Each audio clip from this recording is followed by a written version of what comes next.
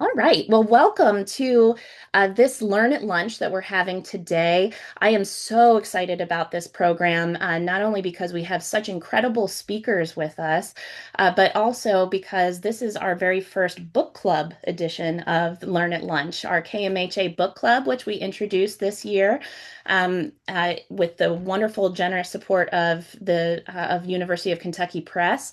Our first selection was Kentucky Quilts and Quiltmakers, written by Linda Elisabeth LaPinta. And so she's here with us today, and she's pulled together a group of other panelists who are going to be sharing their amazing research into Kentucky quilt history.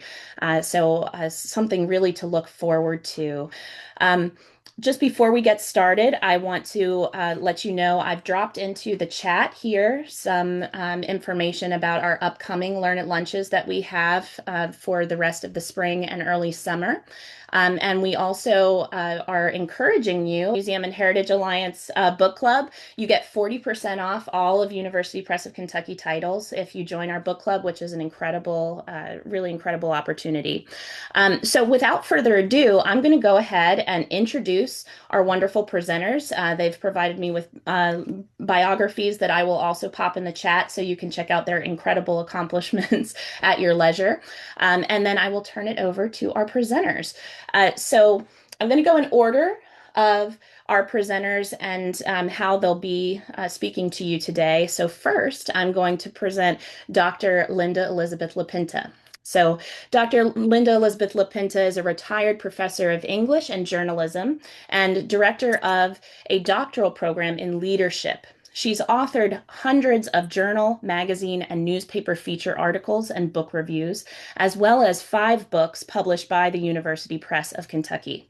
Her most recent book, Kentucky Quilts and Quiltmakers, 3 Centuries of Creativity, Community, and Commerce, is the recipient of the 2024 Emily Toth Award for Best Single Work in Women's Studies. And her 1998 essay collection, Savory Memories, was Kentucky Humanities 2025 Kentucky Reads Selection. LaPinta's 6th book is currently in the works.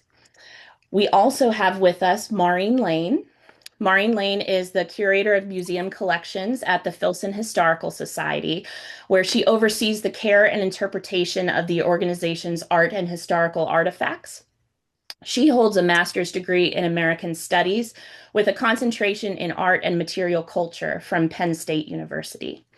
With prior experience at the Phillips Museum of Art at Franklin and Marshall College, the Pennsylvania State Museum, and the Fraser History Museum, Maureen has worked with a wide range of art, clothing, textile, and history collections. Her work centers on uncovering the hidden narratives preserved in objects and using material culture to illuminate the social, political, and economic histories of the past.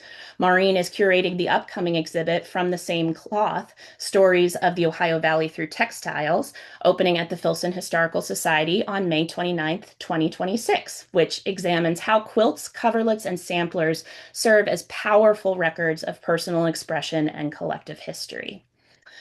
We also have with us Lenna DeMarco. Lenna DeMarco holds a BA from the University of Louisville and a Master of Arts in Dance from UCLA.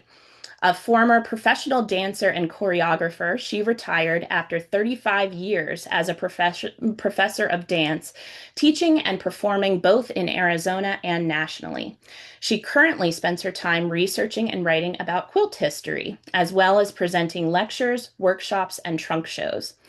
She is a past national president of the American Quilt Study Group and has served on the executive board of the Arizona Centennial Quilt. A past president of the Phoenix Area Quilters Association, she also held board positions on the Arizona Quilters Hall of Fame and the Arizona Quilt Documentation Project.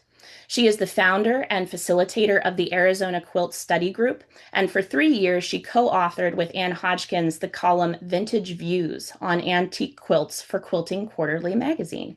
For several years, she wrote a quilt history column for the Arizona Quilters Hall of Fame newsletter. Along with Ann Hodgkins and Lynn Miller, she co-authored Follow the Thread, Quilts of the Desert Caballeros Western Museum. Additionally, she has written for AQSG's publication Blanket Statements, and her research has also appeared in Uncoverings.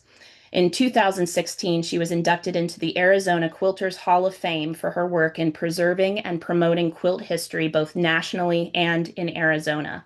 In 2017, she was featured in Quilt Folk, a national quilt publication. She owns an extensive collection of antique quilts and textiles that she loves to share. And last but certainly not least is Linda Slye. Linda Slye is a quilter and a quilt advocate with an interest in the stories woven into each quilt. She is a member of the Louisville Nimble Thimbles Quilt Guild, in which she has served as secretary in the past and currently serves as the Patriot on the Patriot Quilt Committee, which orchestrates the presentation of quilts to local veterans. She belongs to the statewide Kentucky Heritage Quilt Society and is a member of the registry team, which is actively engaged in documenting antique quilts for an archived database. She is also a member of the American Quilt Study Group and co-chaired its national seminar in Louisville in 2023. So, as you can tell, we have incredibly qualified and wonderful speakers with us today. And I'm going to stop talking and give all of this wonderful time that we have left to our wonderful speakers. So, Maureen, if you want to share your screen, and we will go from there. Great. I'm just going to go ahead and share my screen a while, and then I'm going to turn this over to Dr. LaPinta, who will be speaking first. Thank you so much. And Jessica, we appreciate the invitation so much. And Maureen, Lenna, Linda, my colleagues and friends, I want to thank you for sharing this presentation with me today. I'm going to talk a little bit about consequential quilt world contributions by Kentuckians before my colleagues present some more specific things about Kentucky quilts and quilt makers. As I discuss in my book, Kentucky Quilts and Quiltmakers, 3 centuries of creativity, community, and commerce, several years prior to 1792, the year in which Kentucky achieved statehood, Virginians, North Carolinians, and others seeking to settle in the West brought the first quilts into what would, close to 100 years later, become our Commonwealth. Soon thereafter, in the late 18th through the mid-19th century, Kentuckians made most of the stunning quilts in our nation, or many, of the most stunning quilts in our nation. Among them are all white quilts called whitework, of which the nation's best known example is Virginia Mason Ivy's 1856 Russellville Fair quilt made in Logan County, and now a showpiece in the textile collection of the Smithsonian National Museum of American History. 2 of our country's best known and most curious antique quilts, conceived and constructed in Lewis County in the late 1830s into the 1840s, reside in Kentucky. Elizabeth Roseberry Mitchell's Graveyard Quilt Top, the star in Kentucky Ashland's Museum, formerly the Highlands Museum and Discovery Center collection, is the prototype for the same maker's Kentucky Graveyard Quilt, which serves as a centerpiece of the Kentucky Historical Society's extensive quilt collection.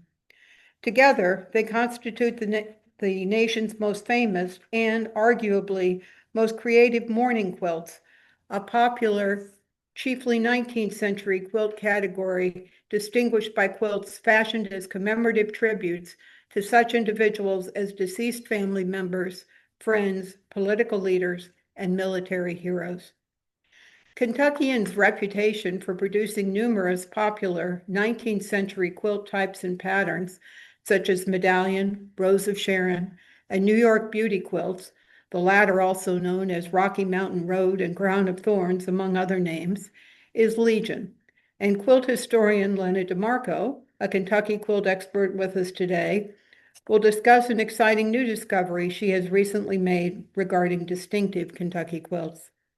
Exquisite examples of an additional quilt type, the crazy quilt, abound in museums and historical societies throughout the state. This style, defined by its whimsical assemblage of colors, motifs, and materials, launched in the 19th century and remained wildly popular into the first decade or so of the 20th century. The dust jacket of my book features an image of Lyda Fennell Allen's star quilt throw created in 1899 while its maker attended Daughters College, now the Beaumont Inn, in Harrodsburg. This throw is now in the collection of the Smithsonian National Museum of American History. In 1934, Louisville-born and raised Ruth Clement Bond, who became an English professor at Kentucky State College, now Kentucky State University, accompanied her husband to northern Alabama, where he served as the training supervisor for the Tennessee Valley Authority Wheeler Dam construction workers.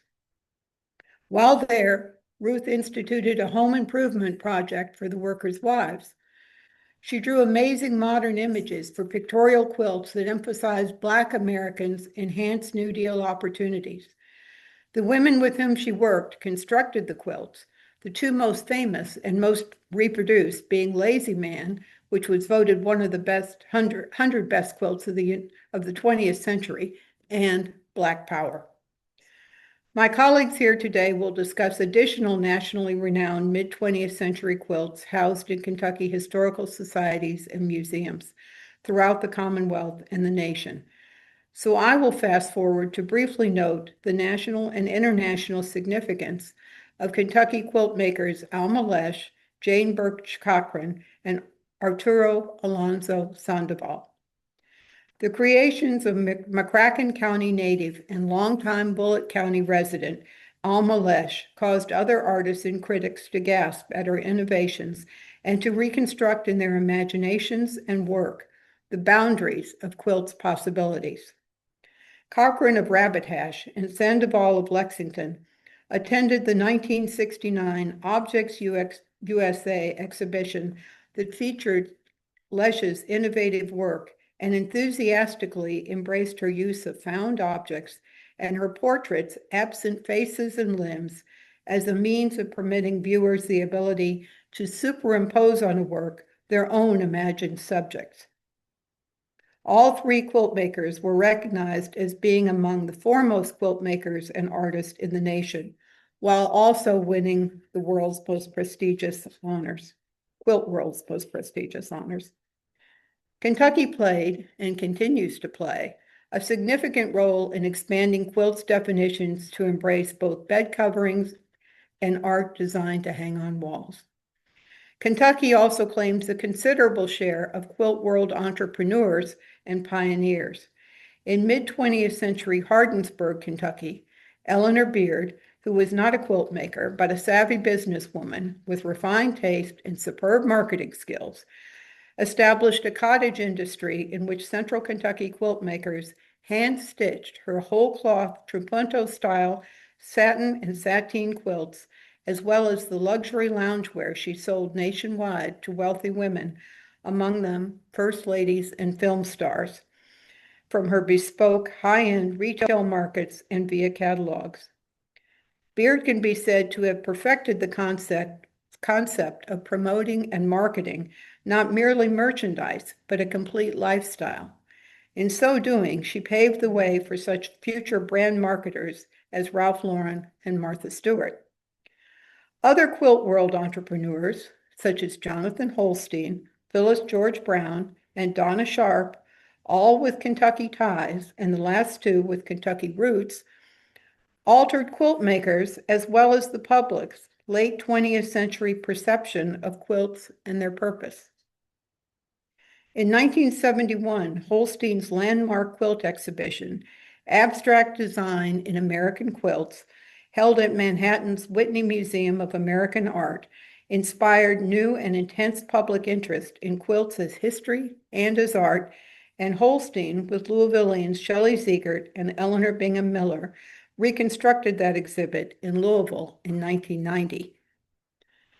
In the 1980s, Phyllis George Brown, while married to then Kentucky Governor John Y. Brown, grew so enamored of Kentucky-made arts and crafts she encountered while crisscrossing the Commonwealth that she convinced the powers that be at New York's Bloomingdale's department store to open an in-store boutique called O Kentucky, in which the antique and contemporary hand-stitched Kentucky-made quilts she acquired for the store sold out weekly.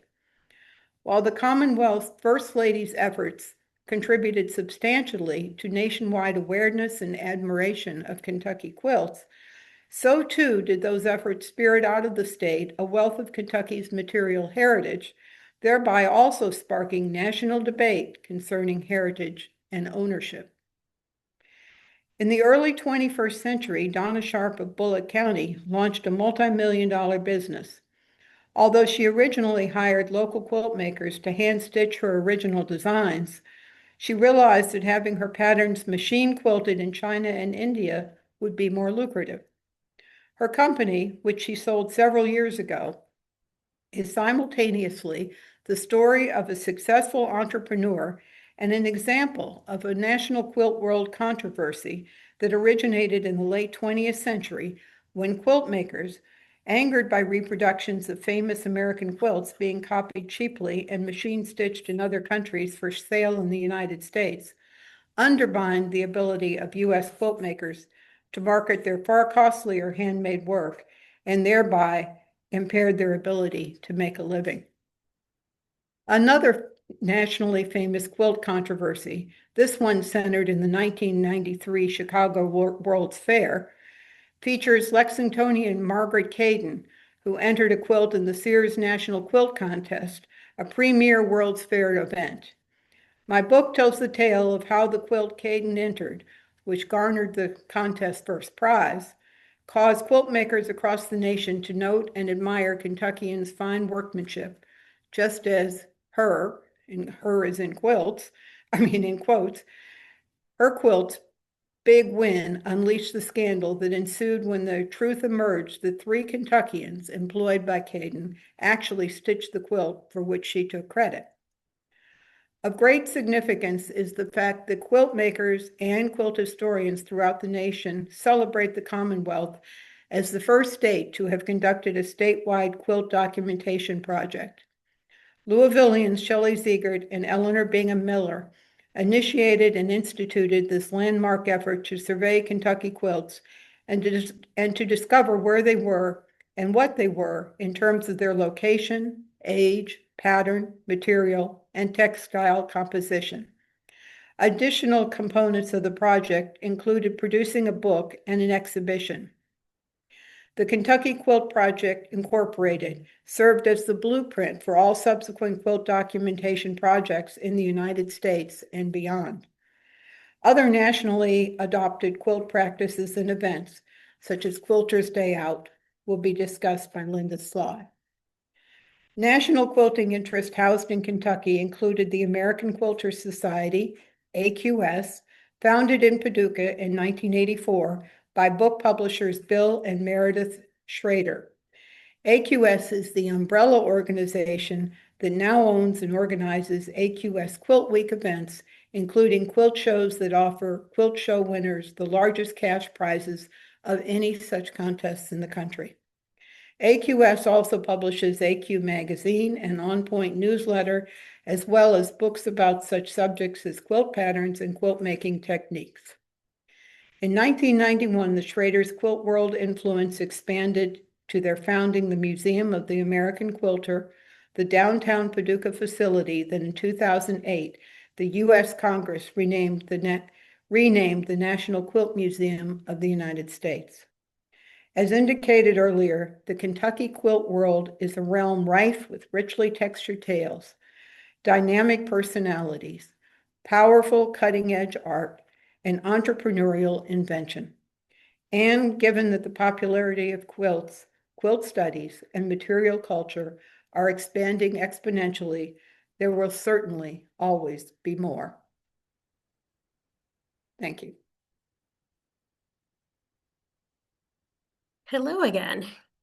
Just give me one moment here to get situated.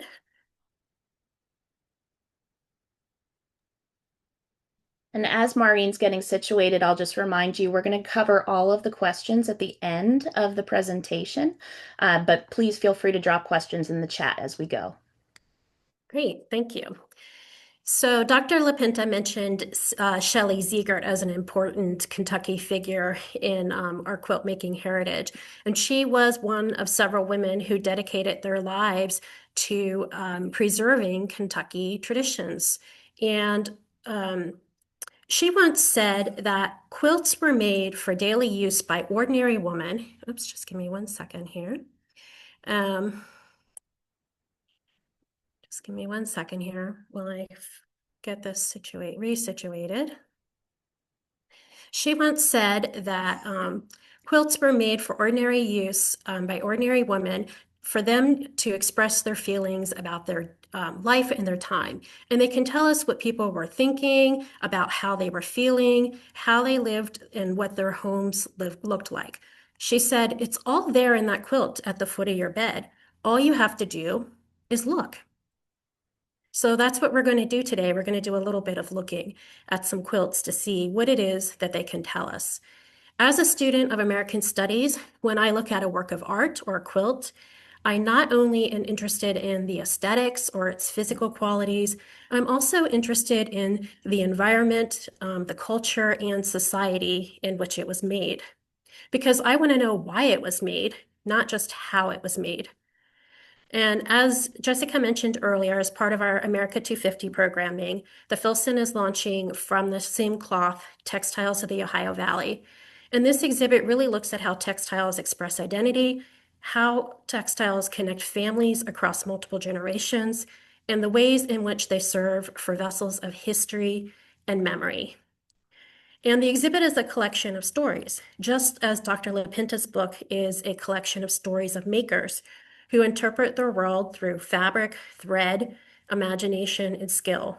Dr. LaPinta's book records the vast ways in which artists have been and continue to be inspired by the world that's around them. So for today, I just want to take a quick look at the types of stories quilts can contain. This quilt won't be in the exhibit, but two of the maker's textiles that she wove will be. And this book is featured in Dr. LaPinta's book, so it might look familiar to you. At first glance, this quilt looks very simple, but as we take a closer look, we can see that it's way more complicated. It's more than just alternating stripes of fabric. By looking at this quilt with no other information, we could guess that this quilt was made in the early part of the 1800s. Its large size of over 100 inches helps place it in an earlier time period when beds were larger and one of the most important pieces of furniture you would find in a household. And a lot of money was invested into furnishing and creating beddings creating furnishings for beds. This quilt also contains an indigo resist cloth, which was likely imported. It came via ship over the Atlantic Ocean. It probably made an overland journey from an eastern seaport and then floated down the Ohio River. Or it came upstream via the Mississippi and Ohio rivers via a keelboat or barge. So that meant that this fabric was very expensive. And we know that imported cloth in Kentucky cost 100 to 200 more times. They were 100 times more expensive than if you were going to buy them in a port city like Philadelphia or Boston. So this tells us that the quilt came from a very affluent household. In addition to the indigo, there are these alternating strips of hand-woven overshot fabric, which we believe was woven here locally in Kentucky. And this fabric was precious. As you can see on the left, she pieced together whatever she had. She didn't really care if the lines matched up or not because her concern was using every last bit of this fabric, which took a lot of labor and time to make. And it's very possible that this fabric had another life before it was used for this quilt. It may have been used for bed curtains at the time, which they would use, or window curtains, or maybe was part of a garment. We don't really know. And on the back of the quilt, which you can't see here, there's a very loosely woven plain cloth, which very likely was made domestically and perhaps was woven on one of the Tyler farms where there was a loom house. If we only knew these things about the quilt and nothing else, if we didn't look any further, there are still lots of histories here we could tell. We could investigate complex stories of the Atlantic sea trade, imported fabric. We could look at the Ohio River as a transportation hub, or we could talk about the intricacies of locally produced cloth. We could also explore the contributions that enslaved people had in Kentucky in harvesting, processing, spinning, and weaving local cloth. Or we could talk about how the domestic labor provided by enslaved people freed up the plantation mistress's time so that she could make such a quilt. However, there's much more about this quilt, and we have a lot more information. So we know who the maker was, Eliza Sturgeon, because an inscription was placed on the back of the quilt by her son. So we have the maker's name, the date she died, and the relationship to the keeper. And keepers are just as important as makers, because with keepers, we have these histories. If we didn't have keepers, these histories would have disappeared long ago. So with the name and date, I was able to dive into primary source materials like family Bible entries, original marriage records, land and census records, and more. And we know that Eliza Tyler was born in 1791, 1 year before Kentucky became a state. She grew up in a compound of family farms that are now part of Blackacre Nature Preserve in Jefferson County. And we know that at the age of 26, Eliza got married to Thomas Sturgeon, and then they moved to Long Run, where he was from. In a letter written by one of Eliza's relatives, Thomas was described as one of the excellent of this earth. And Eliza's sister-in-law implied that Thomas was a very patient man and that she described Eliza as a spunky little woman. I think my husband might relate to that. The couple moved to Long Run and they operated a farm on 300 acres of land that Thomas inherited from his grandfather. So often when I'm researching a quilt, I find it useful to construct a timeline. And in 1817 and in 1821, the couple celebrated the births of their sons, Isaac and Edward. Unfortunately, tragedy struck in 1822 when Eliza's husband Thomas died 6 days before his 29th birthday. They had only been married for 6 years. Isaac, their second son, had just turned 1 year old, and Eliza was pregnant with their third son, Thomas, who was born 5 months after his father died. Despite all this, Eliza was definitely more fortunate than most women of her time. She had a large family network close by. Her farm was financially stable. And this was in part because of the labor provided by 7 enslaved people who helped sustain her farm and family. So letters indicate there was an unidentified enslaved woman who was crucial in helping Eliza run the household and farm. And this was especially important after her husband died. In 1832 and in 1833, a cholera epidemic swept through the country and moved along the Ohio River. And Eliza's father and sister both contracted the disease. So Eliza went and stayed with them and nursed them back to health.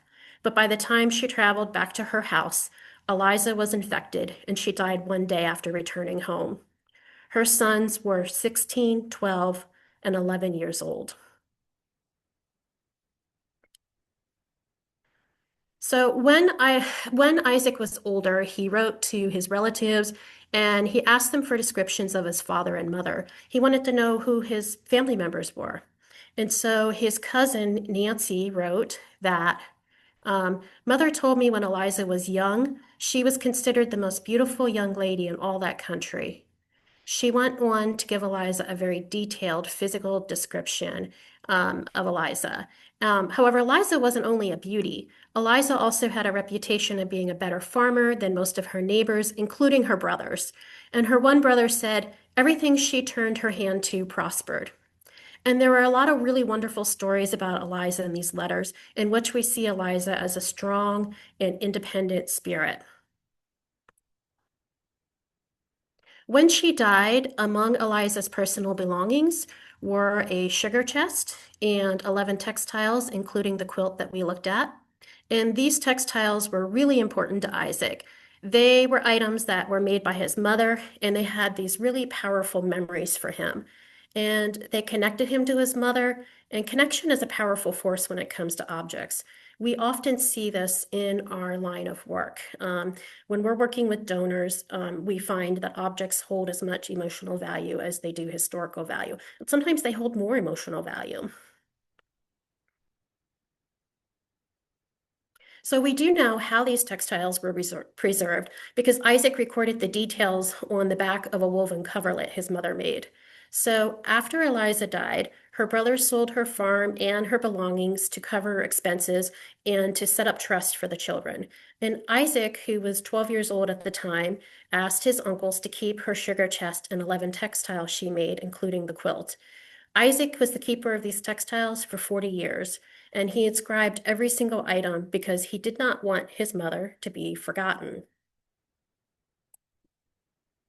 So this is just really a very brief look at only part of the story told by Eliza's quilt. There are way more stories to tell, which time does not allow for today, but we can see how quilts carry these very powerful stories. And we find dozens of such stories throughout Dr. LaPinta's book. And by looking deeply at the quilts in our own collections, we can reveal fascinating stories about the people and places of Kentucky. So I'm going to stop sharing and pass it on to Lenna. Okay, so I need to share.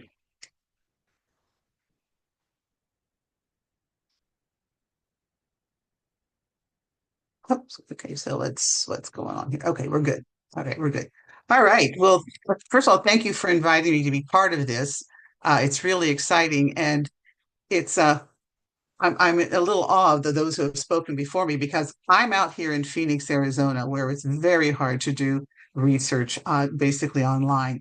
But what I wanted to share with you today is what I'm working on currently, and it's relatively new. So I'm looking at Kentucky quilting, and at this point in my research, I'm looking at two little areas. As has been said by Dr. LaPinta and Maureen, that Kentucky quilts are iconic. They're some of the best in the world and most famous in the world, and known not only for their skill of construction, but also for their artistic aesthetic, right? I was not born in Kentucky, and I didn't come to Louisville until I was in junior high, but I lived here. I lived there most of my life from junior high up to my graduation from U of L. And as I would return every year, I would pick up Kentucky quilts. And I've amassed a very nice collection of them. And of course, as your pocketbook deep grows and you have more funds, you can get some of the better ones. So I'm really pleased that they have become the springboard for my research.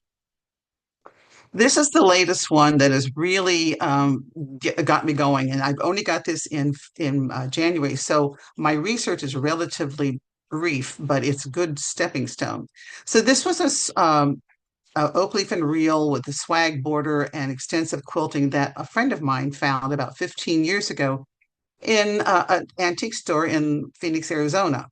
And I begged her for the quilt for many years because I remembered there was a quilt in it. And finally, this last January, about 15 years later, she said, I'm ready to sell. So I got the quilt, and I didn't remember that it was such a fabulous quilt. I just remember that it had the one eagle and it was red and green. But as we look at this, you can see that it is densely quilted. And there's a couple elements that we want to focus on. If you look at this swag border going around, it's a big fat swag. And it's got these like little trifold, tri-point floral things at the top of each swag. And then on the corners, this big fat loop. This tends to appear on many Kentucky applique quilts. So that's an indication to me that that probably is a Kentucky quilt. But it has this very dense quilting. It's floral and ferns, and it's got eagles and stars. And so we're dating about 1850. And here's this eagle that really has intrigued me. So you've got a spread eagle. He's looking to the right, and there's a garland of stars over his head. It's very densely quilted in the background, a lot of stippling, a lot of quilting going through the swags. So it's heavily quilted, which is pretty much indicative of Kentucky's finer quilts. They love to quilt. So I posted this quilt on social media, some history Facebook groups, and a friend of mine contacted me and said, "Hey, do you know this?" Yes, the idea is yes, I do know this exhibit that was held at the Kentucky Museum, White Work Women's Stitching Identity. I saw it several times. I'm friends with the curator and the author of the book. So it was a very important book to me, and it was a fabulous exhibit. And then she said, look a little closer, and gave me a page number. And it showed a quilt by Harriet Legrand Bates, right? It's a white work quilt. It's got florals, a medallion, and it's eagles. It is documented. We have a maker, and it was made about 1850 in Wayne County, Kentucky. And as you look at it, there are the eagles, all right, in all four sides, just the same as my applique quilt. Here's a close-up of the eagle that you can see. So it's spread eagle looking to the right, garland of stars, and very dense stippling. She put a little heart underneath of it. Now, as we go through this, I want to remind you, it's very hard to photograph quilting, and it's very hard to photograph it when it's a white work. So some of these photographs may not be up to the level that we would like them. And as we were talking about the quilt stuff, she says, "Well, I've got one too, the whole cloth white work, just like Harriet Legrand's." And she found it in Maine. Now, what it was doing in Maine, I don't know. Just like what was that applique quilt doing in Phoenix, Arizona? I don't know. But there is a relationship. And these are her photographs. I haven't been able to get anything better. As I said, unless you're professional, it's really hard to photograph quilting. And it doesn't stop there. Looking at the DAR Museum collection, there is a white work one from Wayne County, okay, by Zerelda Ingram, documented by 1850. And it has the very same motifs as the one that Harriet made and the unknown quilter that I have. And then there is one by Polly Wilson, and it's dated March 18th, 1808, Augusta County, Virginia. I'm curious about that. This is so identical to what the other quilts were that were made in 1880s. It does. I'm thinking, is the date her birthday possibly, and that's where she was born. But I suspect that there might be evidence that it was made in Wayne County, Kentucky. So let's look at some of the details on these quilts. I'm not going to do the Polly Wilson one because that's the only photograph that I can find of it, and I'll need to go to the Smithsonian, the DAR, to look at it. But here we go, looking at the same motifs. This is my applique quilt. There's the eagle, right? This is Harriet Legrand's quilt from Wayne County. This is the white work quilt that I now own. And then here is Zerelda Ingram's in the DAR. So you can see they're using the very same patterns. They also use the same floral imprints. In the four large white work quilts, in each corner, you've got this big fat basket with wonderful sunflowers coming out. This is Zerelda's. This is my unknown quilt maker. Okay, so it goes off a little differently. And this is Harriet Legrand's. Some variations, but almost identical. And then on my applique quilt, where there's not enough white background, they would forgo the basket and just put the sunflowers in. And then the one really intriguing element that I'm finding is this fern-like feathered element, right? Feathered wreaths, feathered scrolls, feathered vines are used extensively across the country in things like trapunto and traditional quilting. We see them everywhere, so it's hard to use them to define a location. However, what I have found, not just in these quilts, but in looking many Kentucky quilts, is this use of a unfurling quilt, unfurling vine. It looks to me like a fiddlehead fern unfolding. So you can see that here it is. This is in the white work quilt that I own. This is Harriet Legrand's. This is the DAR quilt by Zerelda, and then this one is mine. And I have found this on other quilts throughout Kentucky, but the fact that there's 5 that we can pretty much document as being Kentucky is really interesting.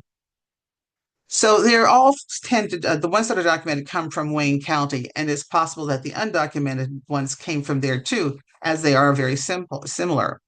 So remember, I said that I'm just in the beginning of this research, but there's questions I want to ask, right? What's the relationship between the makers? Did they know each other? Were they part of a church group? Did they go to a women's school together? Were they family? Why did they all create the same quilt? And then Who did the design? Was it one of the makers who was exceptionally talented, or could it have been done professionally? We know that there were professional quilt makers or people who quilted for money and marked quilts for money all over the country. So it could have been done by a professional. And then the question is, who did the quilting? Was it the maker, or could it again been done professionally, or could it have been done by enslaved persons? Now, we've already talked about the fact that there were enslaved women who worked as seamstresses on many locations. And as we were a slaveholding state, it's highly possible that it could have been done by an enslaved woman. And then the research is going to be, are there other whole cloth white quilts that have this same kind of pattern that haven't been documented? I've got one that wound up in Maine. Okay.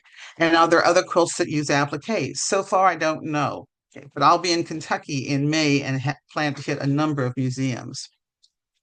So the second area that I'm looking at right now is just hop, skip, and a jump from Wayne County. It's over in Logan County.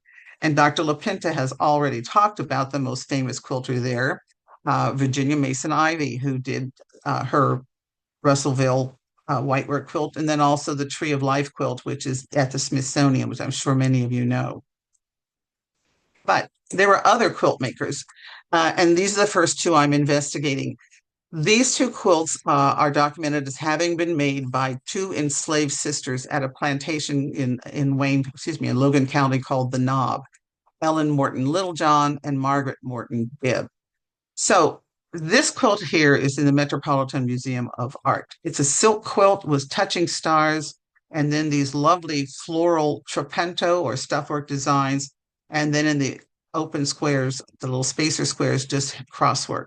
Now, Kentucky did have something of a silk industry, not massive, but it was producing silk in the early 19th century. Okay, so it's possible the silk may have been acquired in Kentucky. This quilt here is in the American Museum of Folk Art, the American Folk Art Museum. It's hard to see the quilting on it. One of the problems with doing research about quilting is that for decades, quilting has been a secondary thought. And if you look at some of the quilt history and documentation books, it's very difficult to see the quilting. And if you do, it's sometimes just said heavily quilted or quilted with fans. It does not go into detail. So something I am doing within the American Quilt Study Group, which is an international quilt scholarly group, is I'm really trying to push for recognizing the quilting and documenting the quilting. So these two are done. We know that documentation or family record has them being done by the Morton sisters, who were enslaved seamstresses. And here's a little closer look that you can see. So these are touching stars, right? Their points touch. In the spacer blocks, it's crosshatch, and they've got a variety of floral motifs. And in particular, this leaf is important, and it'll lead to even further research. But we can see very similar things going on in this quilt.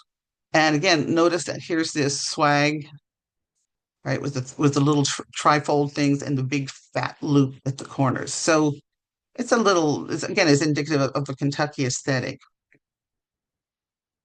Now, not to be undone, there is also a third quilt that is lodged at the Smithsonian. We don't know the name of the makers. We don't really have any provenance for it, but it is so strikingly similar to the quilt that was made on Knob Plantation that it sets up the thought that possibly it was made by the Morton sisters. And you can see again, they're both touching stars. They've got floral trapento and really nice crosshatch. Okay, if you can look closely, here's those leaves.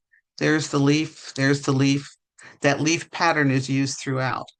So looking closer, you can see the great similarities. And this is also a silk quilt. So you've got touching stars. In the spacer blocks, it's crosshatch. And in the open areas, the trapento, beautiful trapento with a nice tight stippled or straight line background. So current questions for the quilts in Logan County that I've been looking at here.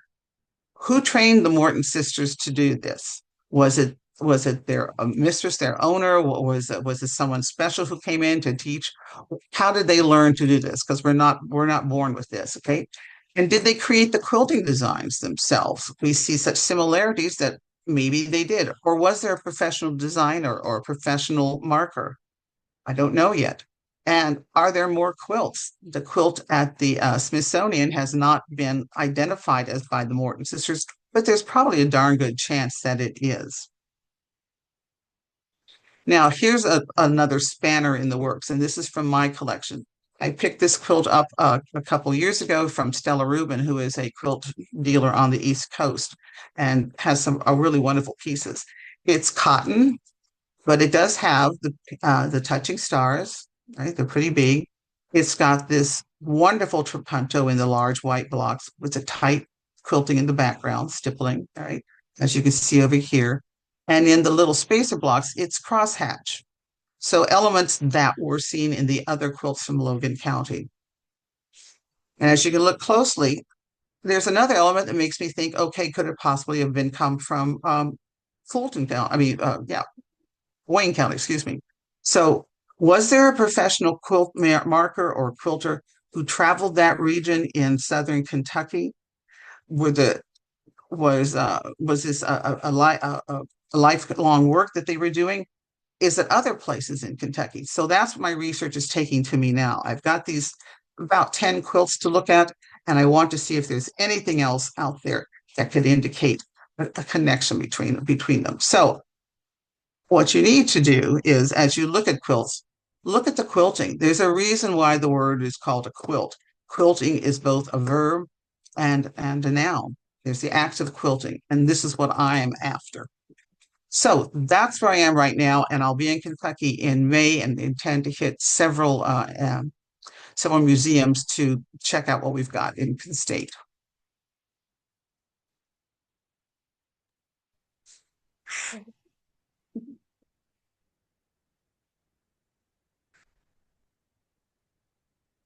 Well, hi there. I'm the second Linda, and I had so wanted to say that they saved the best for last. However, my nose would grow. So I am going to talk to you about guilds and the economic impact of quilting. We all learned in seventh grade social studies about craft guilds in the Middle Ages.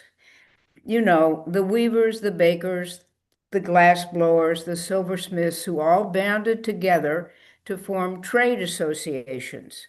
Well, they probably didn't have cutesy names like Busy Bobbins or Savvy Silversmiths, but they were bonded together for a mutual and common cause. Let's fast forward 500 years, and we still have craft guilds.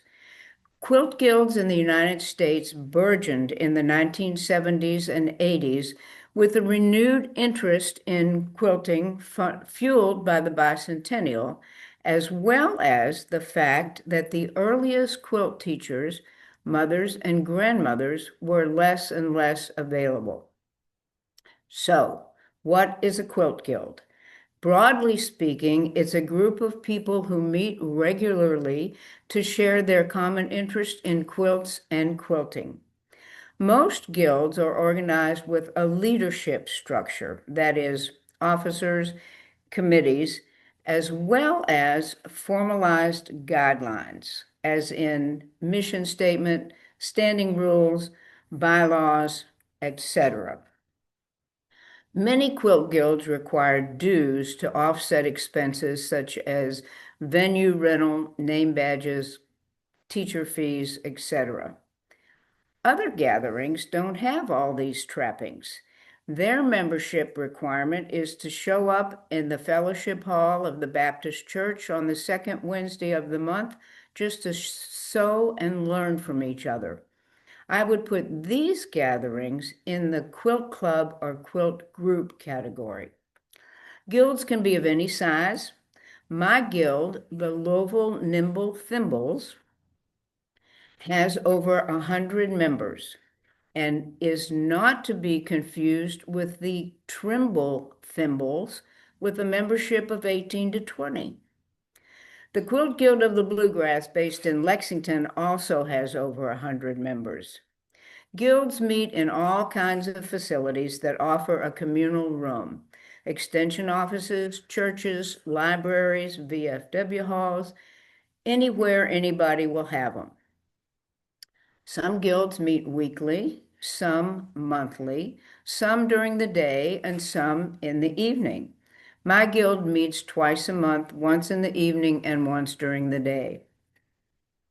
A common and most highly emphasized feature of many guilds is a teaching component, whereby the members learn and practice the how-tos and technical aspects of making a quilt. Classes and workshops fulfill this role, while lectures address facets outside the construction of a quilt: history, fabrics, tools, etc. The second very prevalent feature of most guilds is a charity aspect. I think one would be very, very surprised at the number of charities to which quilt guilds donate their time, services, and handwork. My guild makes and donates quilts to the local children's hospital, and we made and donated about 700 last year. We also donate to an organization called Sleep in Heavenly Peace, which makes and gives beds to those who are without them. We don't make the beds, we make the quilts. And we also make tote bags for Maryhurst, which is a residential home for neglected and abused girls.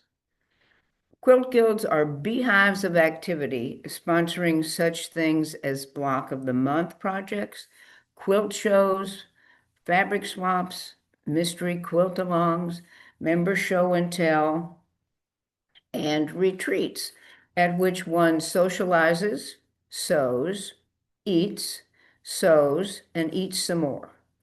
You're a quarter into the 21st century, we cannot ignore the elephant on our desk or in our lap. Many, many quilt guilds have an internet presence in the form of a website, a Facebook page, or an Instagram account, or all of the above. Online quilt guilds proliferate and offer activities similar to an in-person guild. Speaking of guilds in the state, the largest guild in the state is the statewide Kentucky Heritage Quilt Society, KHQS. It has over 450 members. It was founded in 1981 and was intended to foster understanding and appreciation of quilts throughout the Commonwealth, and to record and preserve the stories of Kentucky quilts and their makers. Moment. Can KHQS be considered a guild? Yes, indeed. It fulfills what is a guild description, and it just happens to span 400,000 square miles. KHQS has an art quilt component as well as an applique group, and the society sponsors quilt registries which document quilts dated before 1980 and record the information in a database at Western Kentucky University. KHQS offers a plethora of activities, and it is also under the umbrella of KHQS that the Quilt Society Guilds celebrate National Quilting Day, which is the third Saturday in March. The celebrations are referred to as Quilters' Day Out, and they offer an amazing array of tributes to our craft.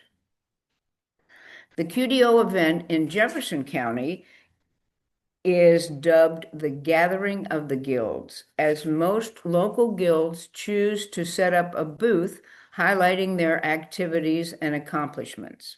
14 guilds participated this year in Quilters' Day Out. Attendees are treated not only to the guild's offerings, but also vendors, quilt exhibits, door prizes, and a guest speaker. Quilters' Day Out in the Louisville area draws over 600 quilters in a 6-hour span. So, As you can see, in addition to being large, KHQS is very active. One can hardly write a book about the history of quilting without mentioning quilt guilds. And Dr. Linda LaPinta penned the word more than once in her book. She reported the guild experiences of some of her featured quilters. Kathleen Loomis of Louisville joined a local guild and learned it wasn't a fit for her, so she was recruited by a couple of other misfits, and they started their own small, close group. Carol Breyer Fowler Gentry found lessons she learned in quilting to be very helpful in shaping her quilting trajectory.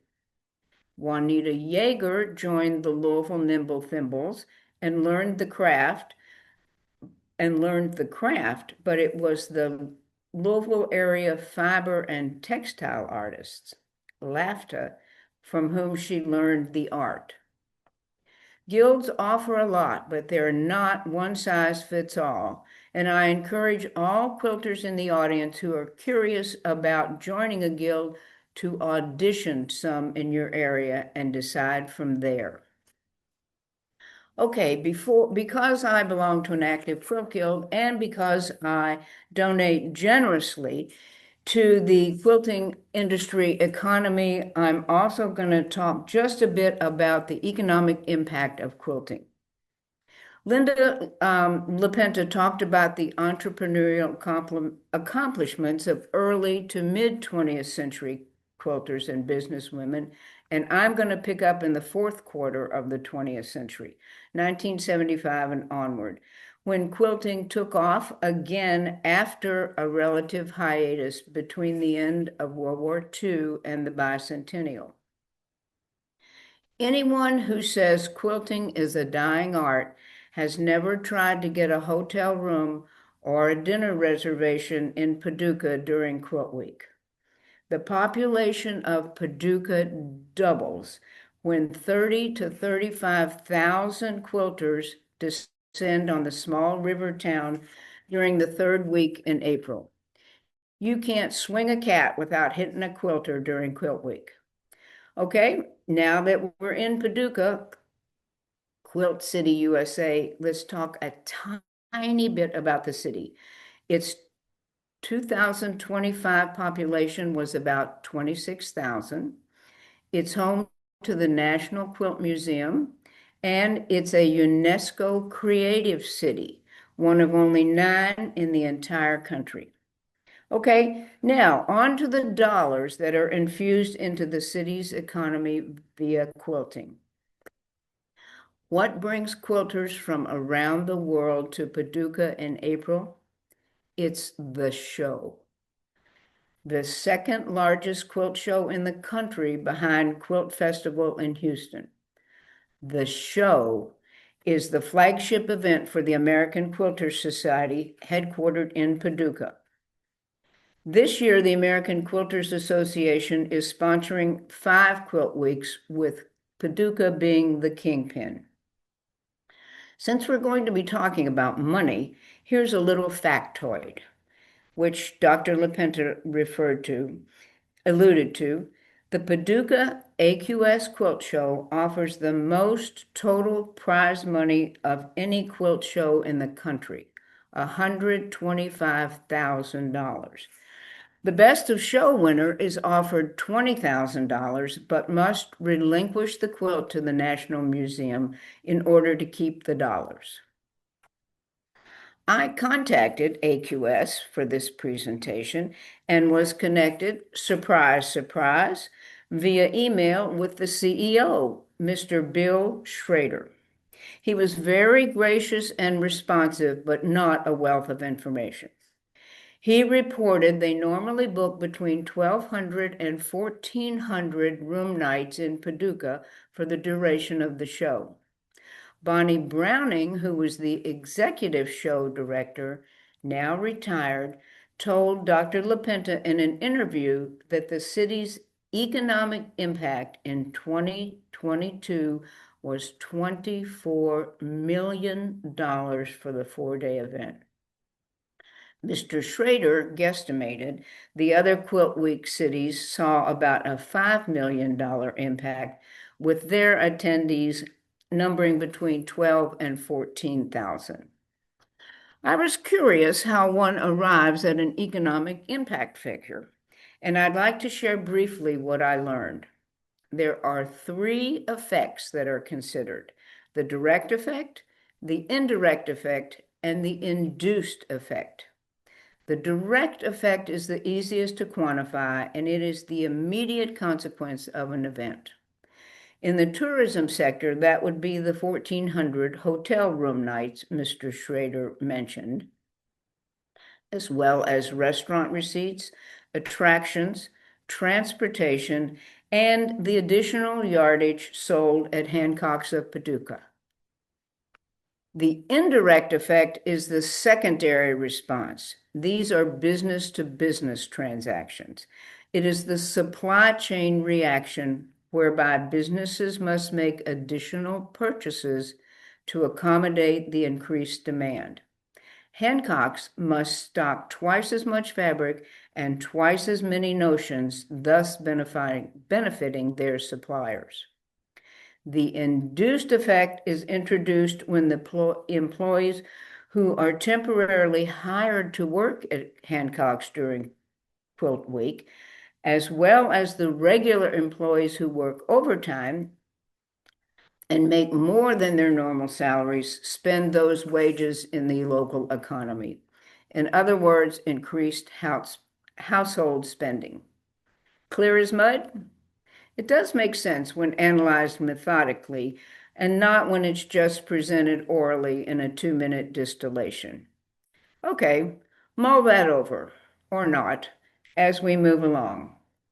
In addition to consumer shows like AQS Quilt Week, QuiltCon, Sisters Outdoor Quilt Show, there are industry trade shows, with Quilt Market in Houston probably being the most familiar. Surprisingly, both the spring and fall markets in Houston have been discontinued. The Craft Industry Alliance is a member-based organization of craft professionals who closely follow crafting trends, and they report there are an estimated 9 to 11 million active quilters in the U.S.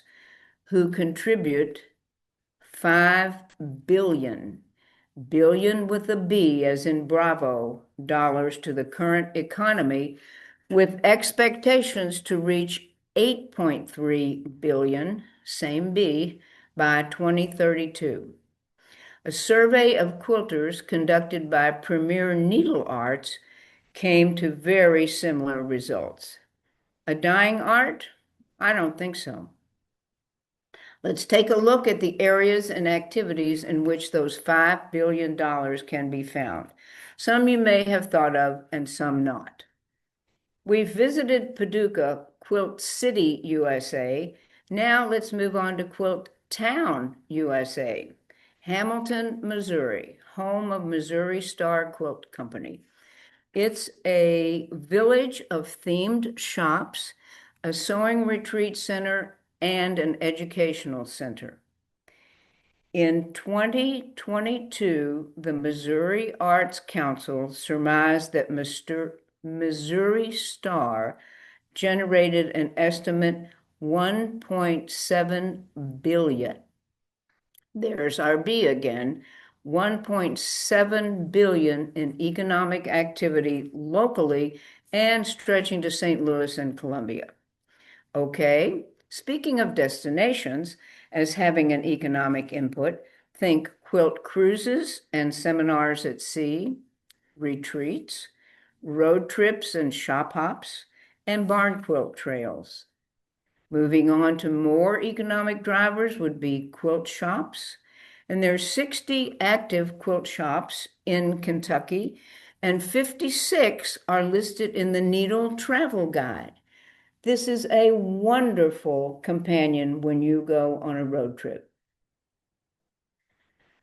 There are quilting supplies, fabric, thread, notions, sewing machines, home and commercial, and Don't forget the added economic contribution to the construction industry for the addition on your house to accommodate the 14-foot gamma long arm you ordered at Quilt Week.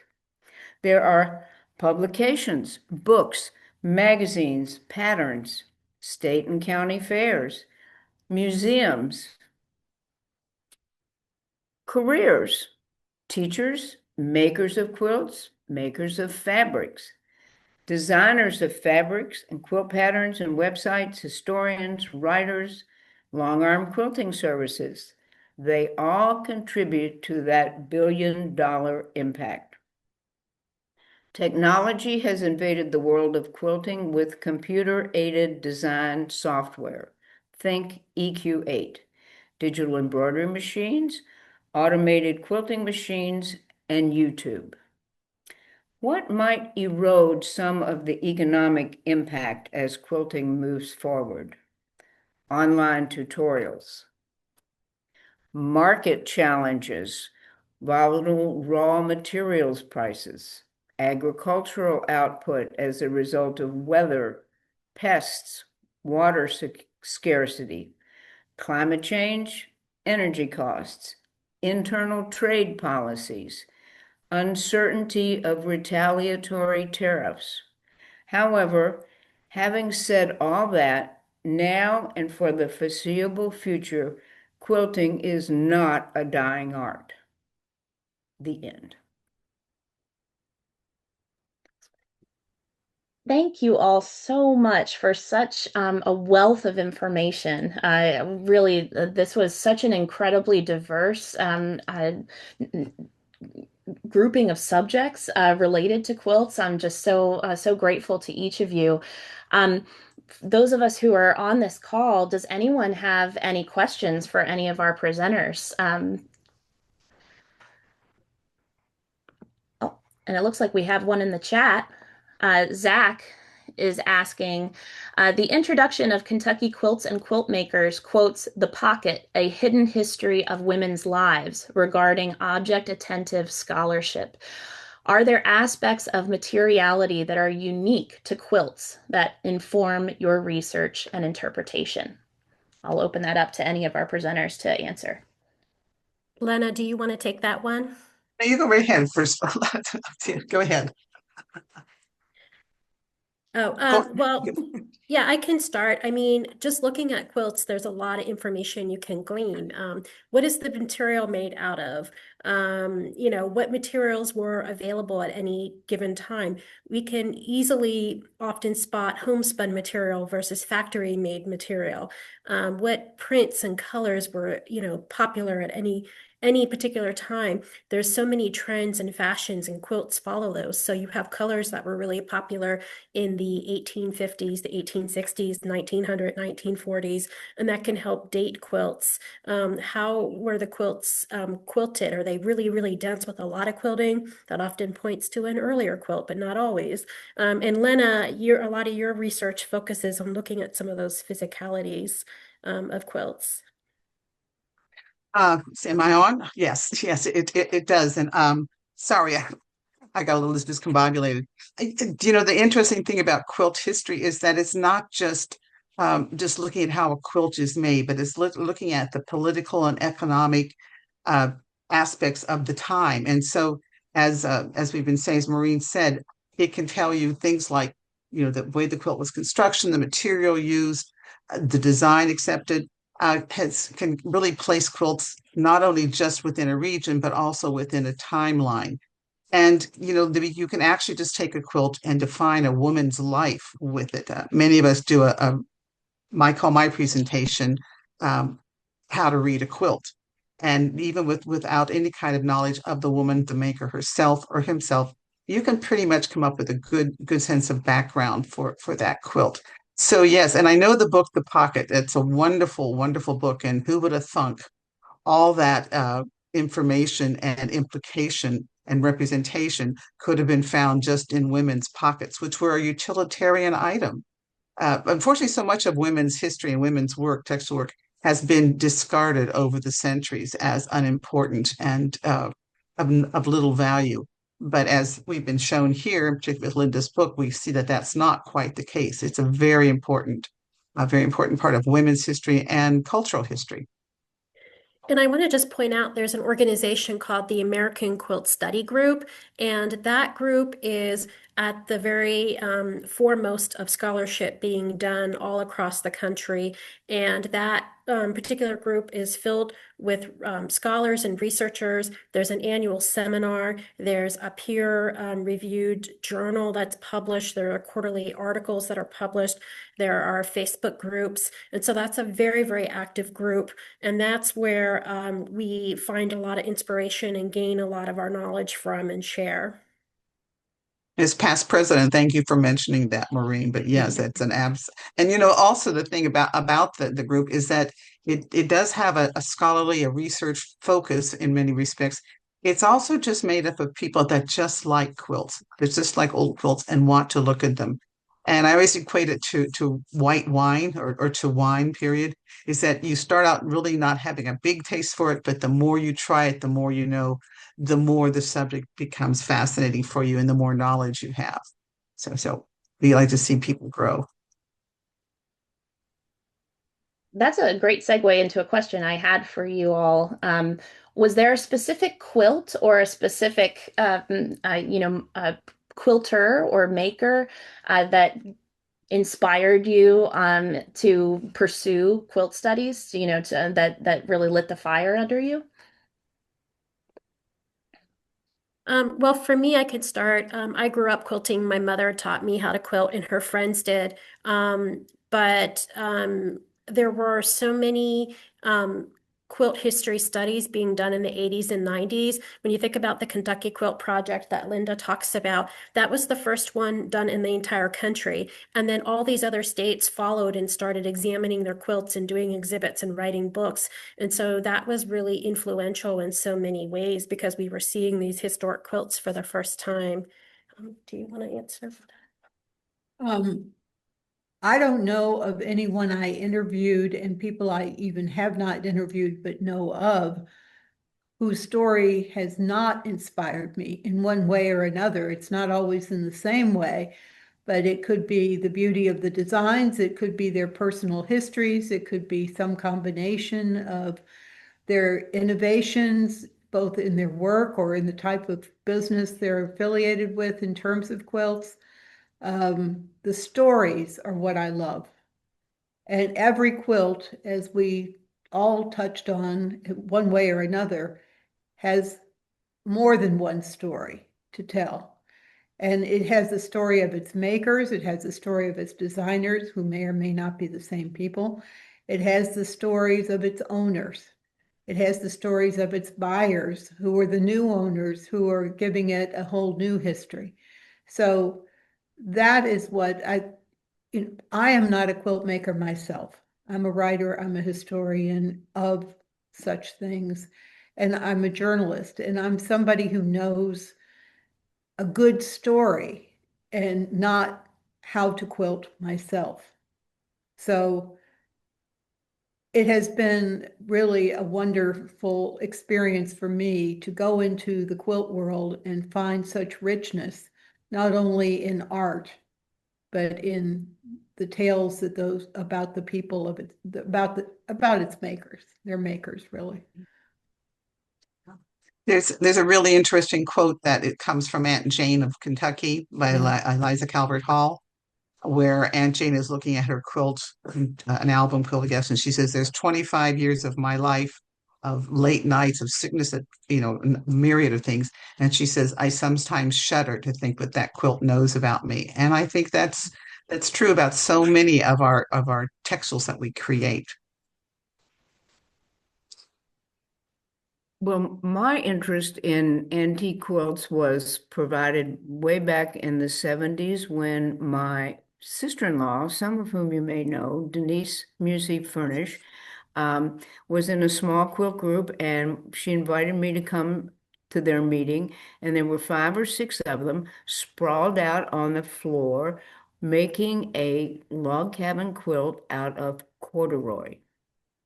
And I thought, oh my gosh. And so then I was just enthralled. They were having such a good time. And so then I went to visit my grandmother in the western part of the state and was telling her about the corduroy log cabin quilt. And she said, "Oh, I think there are some quilts up in the storeroom." Now, this was a two-story outbuilding in which they kept the lawnmower, the corn grinder, the burlap sacks, the tobacco sticks. But upstairs, there was an old trunk. So she said, "Look in that trunk. I think that's where they are." And sure enough, they weren't quilts, but they were tops. There were three tops. And she said, "Oh, you can have them. They've been there forever." So I took them home and wondered from there about the makers. Were they some of my relatives? Probably. It was probably my great grandmother because I never saw either of my grandmothers with a needle in their hand. I'm sure they could sew. But anyway, so that was sort of my inspiration, was the three old quilt tops, two of which I still have. One I gave to my brother and sister-in-law with the promise to quilt it, and wouldn't you know it, it got lost in a move. And it was my favorite, Rats. It was a double nine patch. But anyway, that's my inspiration. And I think just the stories of the women and the makers is what intrigues me so much. Linda, want to talk about the difference between what a quilt and what a top is? Oh, okay.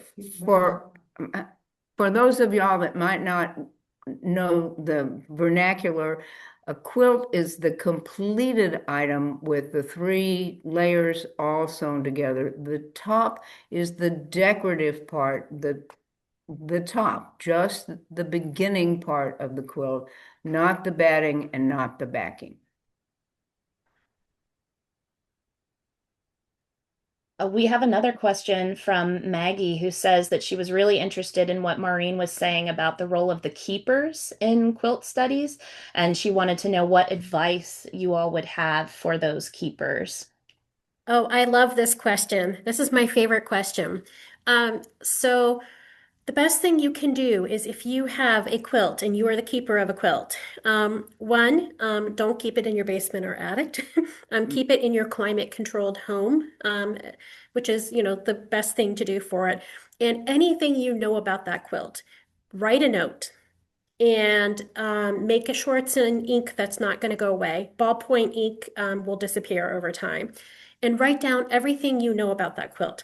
And if you don't know, ask if it's a family quilt, ask your relatives because maybe if your parents or grandparents aren't living, maybe there's an aunt or an uncle or cousin who knows that information.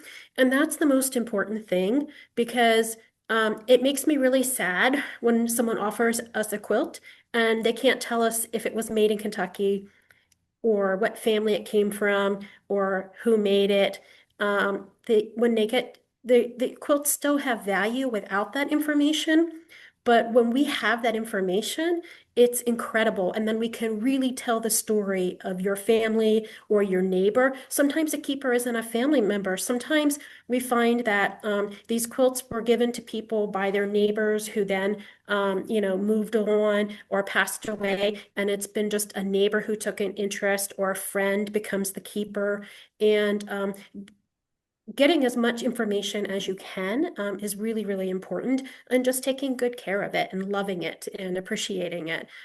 Keepers are very, very important. Look at Isaac Sturgeon. He was the keeper in his family, and we probably wouldn't know much about Eliza if those textiles had disappeared. So. If I could add one little thing to that, Maureen is absolutely right. There's a wonderful little list of to-dos by quilt historian Mary Kerr, and it's called Quilts as Grandma. So everything you would do with grandma, you should do with your quilt. So you don't put grandma in the garage, you don't throw her in the washer, you don't drape her over a motorcycle. You keep her someplace where she'd like to be. You don't put her in plastic. But one thing I'd like to add what Maureen has said, and that she's so right about everything you know about the quilt.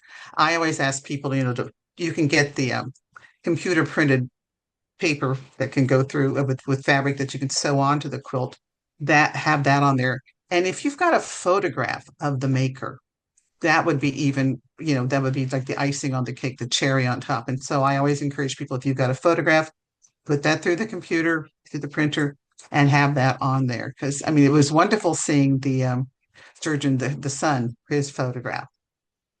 So, but I'd like yes, to add keep it, just one yeah. little thing to that, and that is also plan for where you want your quilts to go. Mm. Plan for living beyond you. Where will they have another home where somebody is going to preserve them? It's true. Yeah. Well, I think we're about at our time here, but thank you all so much for joining us today. Thank you to our fabulous presenters for giving us all of this wonderful information. And if you wanted to revisit any of this information, this video will live on our website, our KMHA website. That's kymuseums.org.